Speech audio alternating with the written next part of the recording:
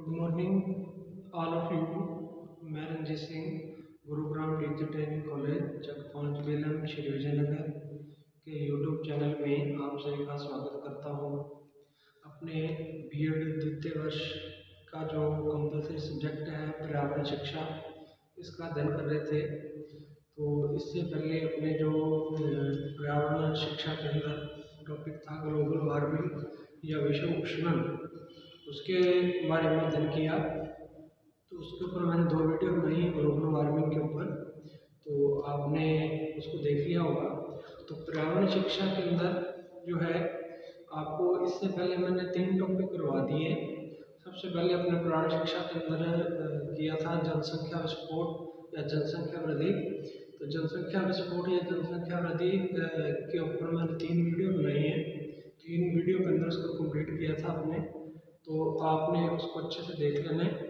उसके बाद फिर अपने एक जनसंख्या विस्फोट के बाद टॉपिक किया था अम्लीय वर्षा, एसिड रेन जिसको कहते हैं। तो अम्लीय वर्षा के ऊपर भी अपने जो है अच्छे से डिस्कस कर लिया था। तो इसके बाद फिर तीसरा टॉपिक अपने किया ग्लोबल वार्मिंग। तो ग्लोबल वार्मिंग जो है इसके ऊपर भी मैंने 2 वीडियो बनाई है। अम्लीय वर्षा के ऊपर एक ही थी, तो उसको अपने कंप्लीट देख लिया होगा आपने अच्छे से। अगर आपको कोई दिक्कत लगे पर्यावरण अध्ययन के अंदर या पर्यावरण शिक्षा के अंदर जो आपको करवाया जा रहा है मैटर, तो आप कमेंट बॉक्स में कमेंट कर सके मेरे से पूछ सकते हैं। कोई डाउट है तो वो क्लियर कर सकते हैं, क्योंकि ये जो एनवायरनमेंट सब्जेक्ट है ये कंपटीशन की दृष्टि से भी महत्वपूर्ण है। तो ये जो अभी जैसे रीट जो हो रही है 2021 के अंदर 25 अप्रैल को जो परीक्षा तिथि आई है 3rd ग्रेड शिक्षक भर्ती के लिए, रीट परीक्षा जो होती है अपने राजस्थान के अंदर, तो उसके अंदर जो विज्ञान का पोर्शन है उसके अंदर भी कुछ टॉपिक हैं जो अपने इस पर्यावरण से संबंधित हैं। ठीक है, तो प्रदूषण से संबंधित है या इकोसिस्टम से संबंधित है। कुछ ऐसे टॉपिक हैं जो अपने मतलब इस पर्यावरण शिक्षा से संबंधित या इस पर्यावरण शिक्षा के सिलेबस के हैं और उसके अंदर भी अपने काम आते हैं। तो ये सामान्य विज्ञान है एक प्रकार का, तो आप इसको अच्छे से तैयार करते रहें। आपको कंपटीशन एग्जाम जहाँ कहीं भी सामान्य विज्ञान विषय आता है, ठीक है, जैसे रेलवे के अंदर भी है, पुलिस के अंदर भी है, पटवारी के अंदर भी है, तो सामान्य विज्ञान जहाँ भी आती है वहाँ पर ये जो टॉपिक अपने पढ़ रहे हैं जनरल साइंस के टॉपिक है। जैसे ग्लोबल वार्मिंग है, अम्लीय वर्षा है, तो ये जनरल साइंस के अंदर भी अपने पढ़ने को मिलते हैं। तो आज अपने इसके अंदर एक नया टॉपिक है, छोटा सा ही है, ज़्यादा बड़ा नहीं है। ओजोन जो क्षय है इसके बारे में, या ओजोन परत का विघटन कह सकते हैं, या ओजोन परत नष्ट हो रही है, उसके क्या क्या कारण है, क्यों नष्ट हो रही है, इसके बारे में अपने को जो है अध्ययन करना है। तो अपना विषय पर्यावरण शिक्षा ही है। प्रकरण जो ओजोन क्षय या ओजोन परत का विघटन है ये द्वितीय वर्ष के अंदर। तो इसके अंदर आपको पहले तो ये पता होना चाहिए कि ओजोन परत, ठीक है, क्या है, ओजोन परत क्षय, इसका विघटन क्यों हो रहा है। तो आपको मैं बता दूं कि 2 चीज़ें हैं, एक तो है ओजोन परत और एक है ओजोन गैस। तो कुछ बच्चों को इसके अंदर डाउट हो जाता है कि ये दोनों अलग अलग हैं या एक ही है, तो इनमें क्या फ़र्क है। तो आप इसके अंदर एक तो ये ध्यान में रखना है कि अपने यहाँ वायुमंडल पृथ्वी से जब अपने ऊपर जाते हैं अंतरिक्ष की ओर, तो इसमें अलग अलग जो है वायुमंडल को अलग अलग अपने कह सकते हैं परतों में बांटा हुआ है। ठीक है, तो सबसे पहले यहाँ नीचे से जब अपने ऊपर की तरफ जाते हैं तो क्षोभमंडल है, क्षोभमंडल के बाद ऊपर दूसरा जो स्टार्ट हो जाता है संतापमंडल है, फिर उसके बाद तीसरा शुरू होता है ओजोन मंडल है, फिर उसके बाद चौथा शुरू होता है आयन मंडल है, फिर उसके बाद लास्ट वाला शुरू होता है ब्रह्मंडल है। तो ये मतलब यहाँ अपने पृथ्वी से अंतरिक्ष की ओर जब जाते हैं वायुमंडल के अंदर, तो अलग अलग परतें आती हैं। उन परतों को अपने जो है नाम दे करके अलग अलग डिवाइड किया है। तो क्षोभमंडल, संतापमंडल, ओजोन मंडल, आयन मंडल और ब्रह्मंडल, ये 5 जो है परतें हैं, यहाँ से ऊपर की तरफ जाते हैं। तो इन 5 परतों का जो है एनवायरनमेंट अलग अलग है। ठीक है, टेम्परेचर, एनवायरनमेंट का मतलब टेम्परेचर, वायु का वेग है ना, और जो है गैसों का घनत्व, ये सारी चीज़ें अलग अलग परतों में अलग अलग प्रकार की हैं। तो अपने इसमें ओजोन परत पढ़ना है भी, इनमें से कौन से मंडल के अंदर है ओजोन परत यहाँ होती है और ओजोन गैस जो है इसके बारे में। तो अपनी पृथ्वी की सतह से लगभग 10 से 15 किलोमीटर के मध्य ओजोन गैस की परत होती है। तो ये आपने ध्यान रखना है कि यहाँ नीचे से ऊपर अगर अपने जाते हैं तो 10 से 15 किलोमीटर के बीच में अपने कह सकते हैं कि ये जो है ओजोन परत होती है एक। अब आपको मैं बता दूं कि ओजोन परत, ओजोन गैस वास्तव में क्या होता है कि ये गैस होती है जिसको अपने कहते हैं ओजोन गैस। और ओजोन गैस जो होती है इसका फॉर्मूला होता है O3, ठीक है। जैसे अपने बात करें तो जो ऑक्सीजन है, ठीक है, ऑक्सीजन जो गैस होती है इसका फॉर्मूला आता है O2, ठीक है। और ऐसे ही ओजोन गैस होती है ओजोन गैस, और इस ओजोन गैस का जो फॉर्मूला है वो होता है O3, ठीक है। तो अब जो ओजोन गैस है O3 जिसका फॉर्मूला है, ये गैस ऑक्सीजन से ही बनती है। ऑक्सीजन सामान्यतः जो है O2 या द्विपरमाणु होती है, कह सकते हैं अपने द्विपरमाणु के रूप में ऑक्सीजन गैस जो अस्तित्व में रहती है अपने वायुमंडल के अंदर, जिसको अपने सांस के रूप में अंदर भी ले रहे हैं। तो इस ऑक्सीजन गैस से ही ओजोन गैस बनती है। अब ये जो ओजोन गैस जब ये बनती है तो कब बनती है ऑक्सीजन से ओजोन, ये अपने भी पढ़ेंगे, ठीक है। और या ओजोन से वापस ऑक्सीजन कैसे बनती है। तो आपको ये भी ध्यान रखना है कि ऑक्सीजन से ओजोन बनती है और ओजोन से वापस ऑक्सीजन भी बन सकती है। अब ओजोन गैस जो है इसकी अपने वायुमंडल के अंदर एक सघन परत बनी हुई है जिसको कहते हैं ओजोन परत। ओजोन गैस और ओजोन परत मतलब ओजोन गैस जो है O3 जिसका सूत्र है, उस गैस की वायुमंडल के अंदर एक परत बनी हुई है जिसको ओजोन परत कहते हैं। तो ओजोन परत मतलब ओजोन गैस की एक परत है।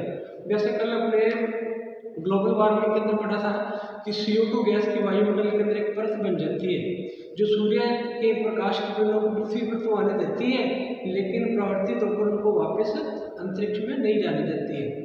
तो ऐसे ही वायुमंडल के अंदर जो है ओजोन गैस की एक परत बन जाती है जिसे ओजोन परत कहते हैं। अब ये ओजोन परत का कार्य ये होता है भी ये सूर्य से आने वाली हानिकारक पराबैंगनी किरणों को पृथ्वी पर आने से रोकती है। ये आपने पहले पढ़ा होगा कि सूर्य से जो हानिकारक पराबैंगनी किरणें जिनको अल्ट्रावायलेट किरणें भी अपने कहते हैं, तो वो हानिकारक जो किरणें हैं उनको पृथ्वी पर आने से रोकती है। तो मतलब ओजोन परत हमारे लिए फायदेमंद है, लाभदायक है, हमारी जो है हानिकारक जो पराबैंगनी किरणें हैं उनकी सुरक्षा कर रही है, ठीक है।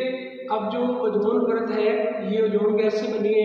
तो अपने को पहले ये पता होना चाहिए कि ओजोन गैस जो है ये कैसे बनती है, सॉरी ओजोन परत कैसे बनती है, ओजोन गैस कैसे बनती है। तो इसके अंदर आपको ध्यान रखना है कि O2 जो है ऑक्सीजन जो द्विपरमाणु के रूप में रहती है, ये पहले डूबती है ऑक्सीजन के अंदर मतलब परमाणु के अंदर। ये O2 द्विपरमाणु थी, ये एक परमाणु ऑक्सीजन बन गया।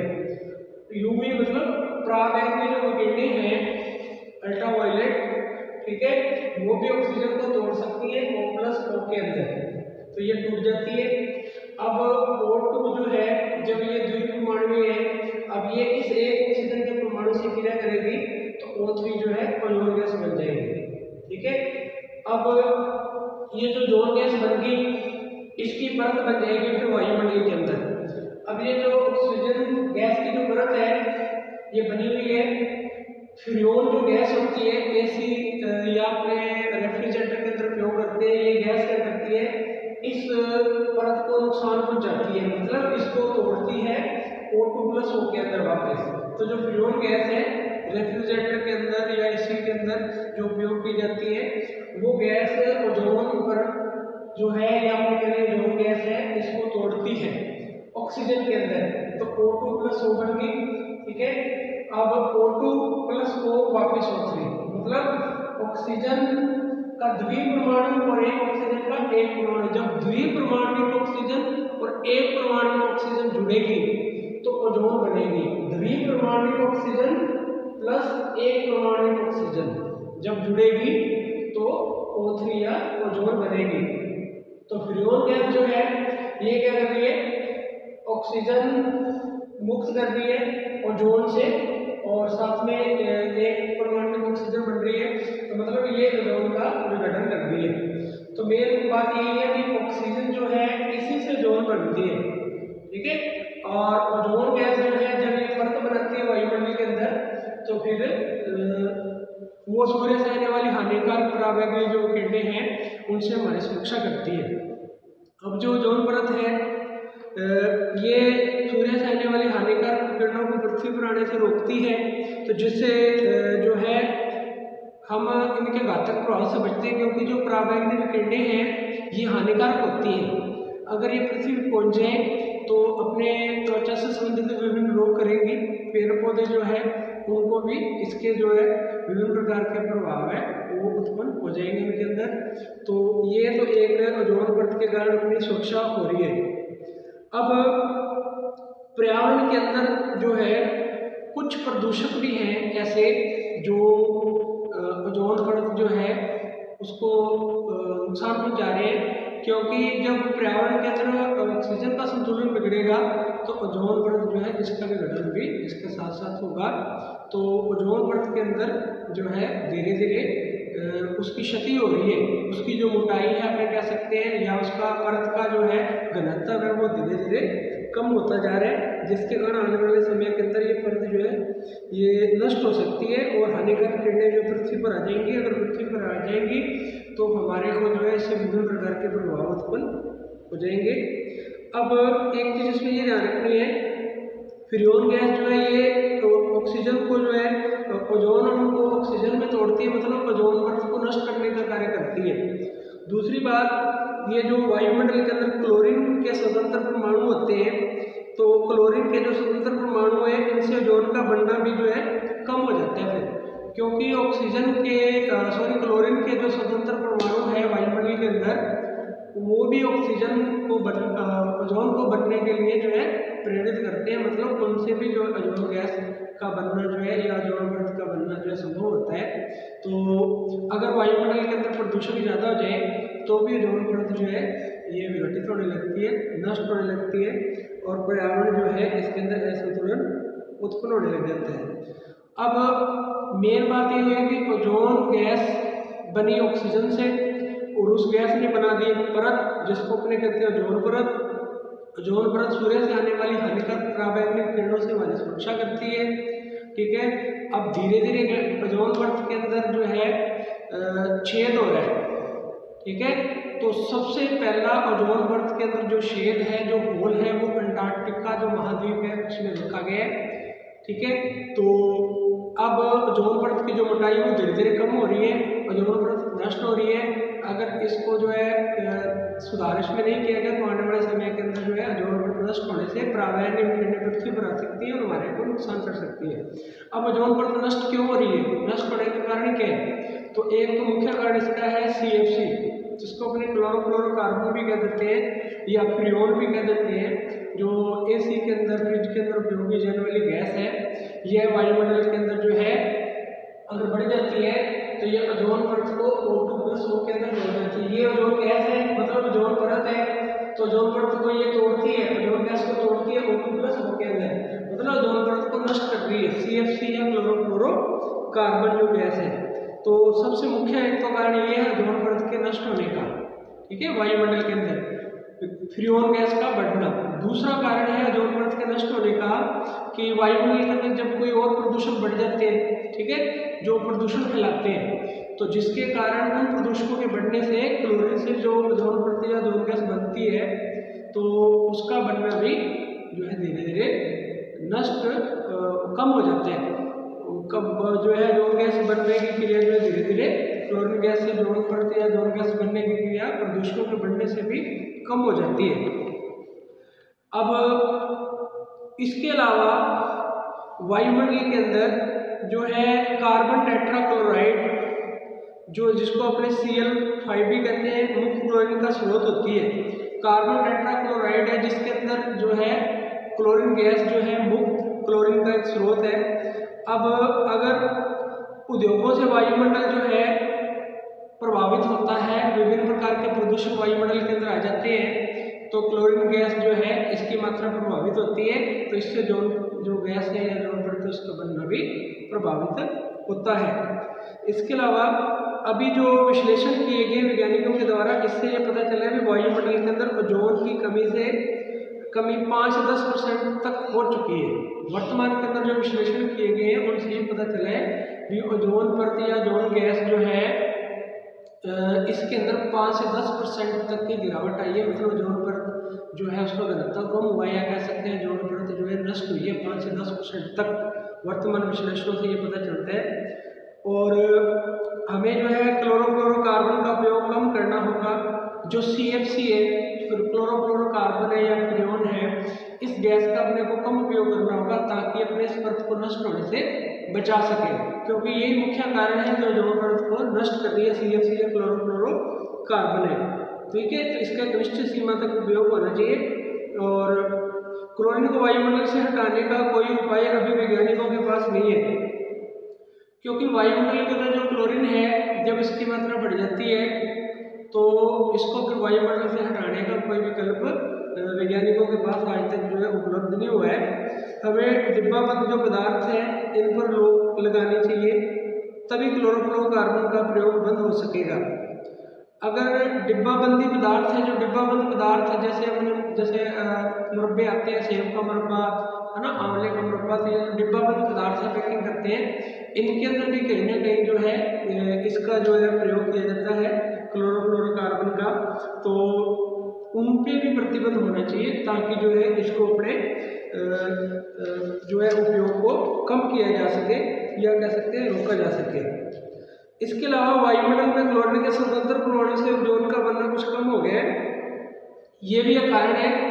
वायुमंडल के अंदर जो क्लोरीन गैस है, ठीक है, इसके जो परमाणु हैं जब ये वायुमंडल के अंदर बहुत ज़्यादा बढ़ जाते हैं, क्योंकि आपको ये जानना होगा CFC, ठीक